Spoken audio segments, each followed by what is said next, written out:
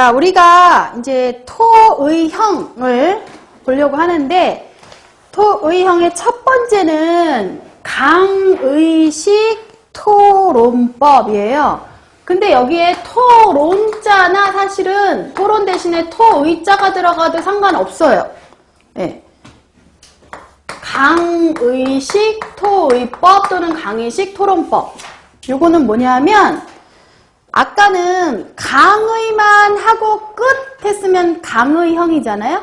근데 강의를 하고 그 다음에 이렇게 듣는 청중들, 일반 청중, 강의 듣는 청중이 뭐 이렇게 질문을 해요. 강사한테. 질문도 하고 거기에 대해서 또 답변도 이루어지고 또 질문하고 답변하고, 그래서 이런 토론이 이루어지면 그거는 이제 토의형에 들어가요.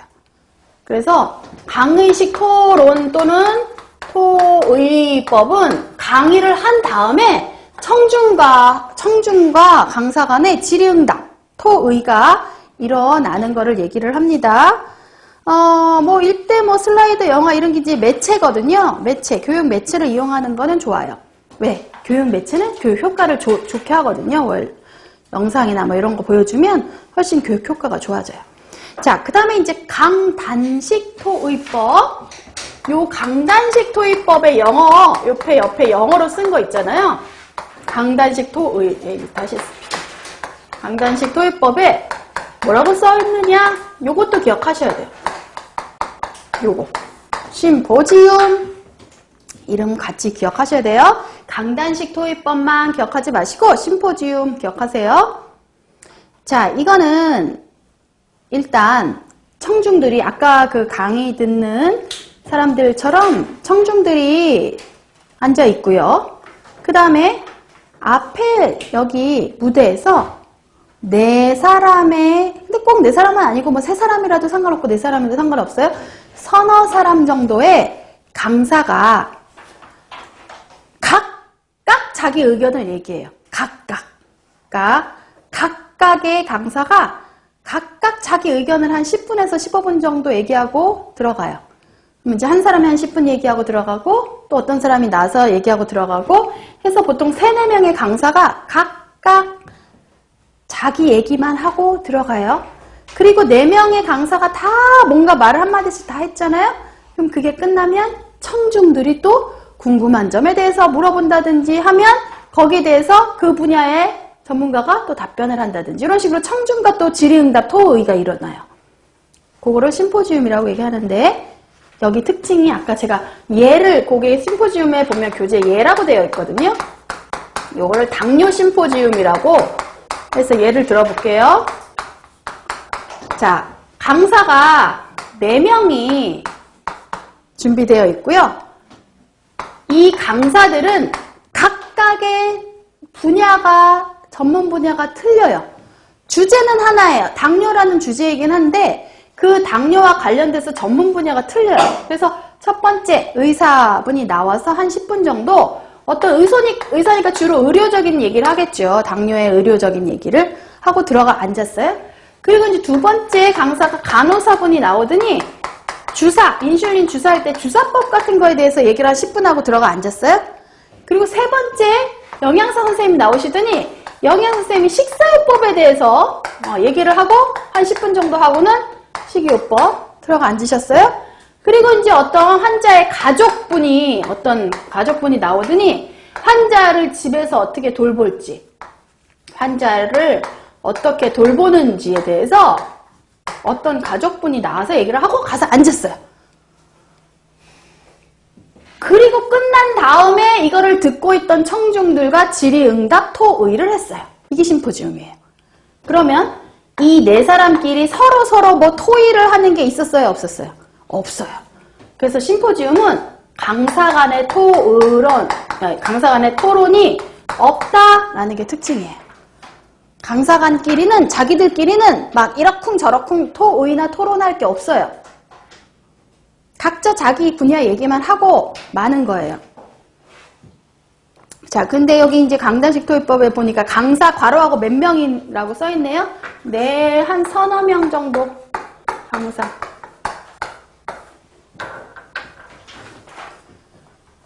자, 그리고 그 다음 원탁식 토의법은 역시 괄호하고 좌담회라는 이름도 같이 알아두세요.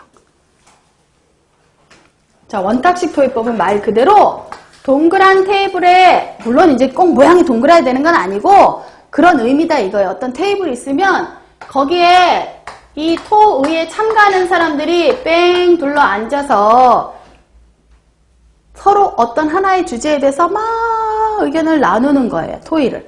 근데 이거를 지켜보는 청중은 없어요. 여기는 청중이 없어요. 아까는 이게 청중이 있었죠? 청중이 없어요. 그냥 참가자만 있어요. 참가자. 이 토의의 참가자는 보통 10명에서 20명이에요. 이 숫자, 이런 게 굉장히 답 찾는데 중요한 힌트가 돼요. 참가자가 10명에서 20명. 우리 여기 2번에 괄호 넣는데 이거 넣으시면 돼요. 그 다음에 토의 시간은 보통 2~3시간으로 정해져 있어요.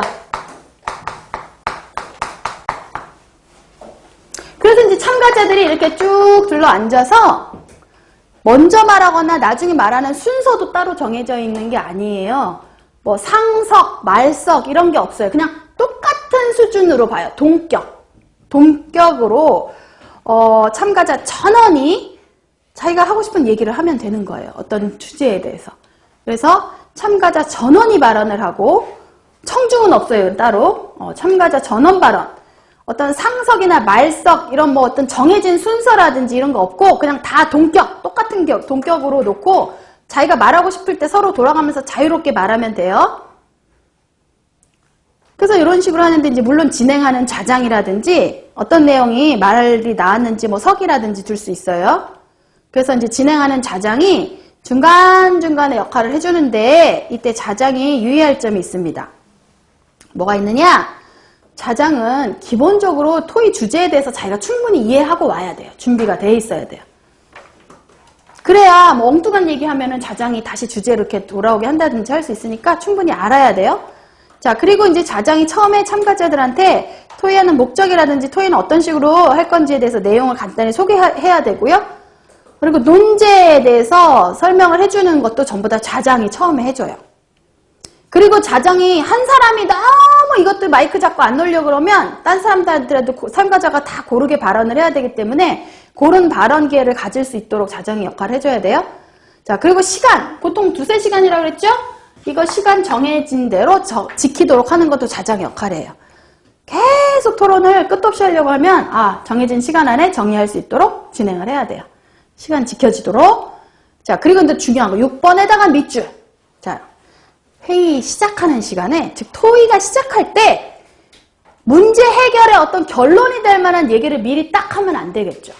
보통 좌장의 역할은 적어도 그 문제에 대해서, 그 주제에 대해서 좀 잘 알고 있는 사람이 좌장을 해요. 그러다 보니까 이 사람이 볼 때는